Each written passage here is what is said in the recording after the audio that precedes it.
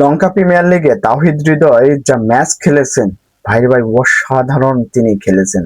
লঙ্কা premier লিগে যেমন ছিল ব্যাটিং গড়, যেমন ছিল স্ট্রাইক রেট, অসাধারণ বিধ্বংসী ব্যাটিং, টি-20 স্টাইল যাকে বলে, সবকিছু ছিল, কোনো কিছুর কমতি ছিল না। বাট বাংলাদেশের ন্যাশনাল টিমে ক্যাপ্টেন্সি করেছেন টি-20-তে, সেখানে জিম্বাবুয়ের সাথে যা একটা বাজে সিরিজ খেলেছেন, ভাই বাংলাদেশের ক্রিকেটের খবর অনেকে রাখেন না বলে এই জিনিসটা আসলে জানেন না। তাহিদ হৃদয় খুবই বাজে ন্যাশনাল টিমের পারফরমেন্স বর্তমানে।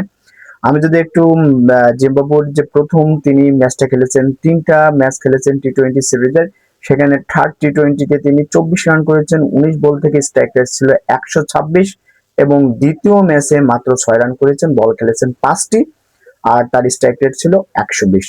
এবং 1 নম্বর টি-20 ম্যাচে জিম্বাবুয়ের সাথে তিনি 14 রান করেন, বল খেলেছেন 13টি, তার স্ট্রাইক রেট ছিল 107। তো আমরা যদি টোটাল রান দেখি, তাহলে 3টা ম্যাচ খেলে বাংলাদেশের হয়ে তিনি রান করেছেন 44। আমরা যদি 3টা ম্যাচে ভাগ দেই, তাহলে বের হয় 14 রান, এভারেজে 14 ব্যাটিং গড় 3টা ম্যাচে জিম্বাবুয়ের সাথে। তিনি মোট বল খেলেছেন 37টা, মোট এই 3 ম্যাচে 37 বলে তিনি করেছেন 14 রান, আর তার গড় স্ট্রাইক রেট ছিল 117।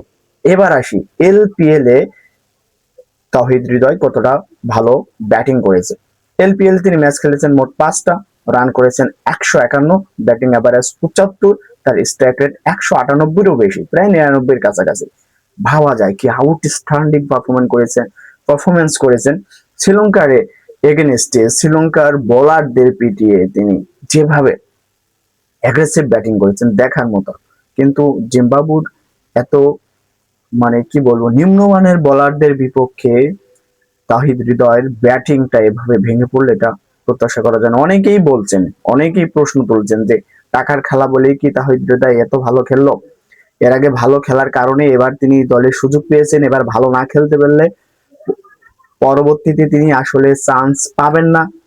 এই সব কিছু মিলিয়ে কিন্তু আসলে দর্শকরা কিন্তু ভাবতেই পারে যে টাকার জন্যই প্লেয়াররা মনে হয় খেলে।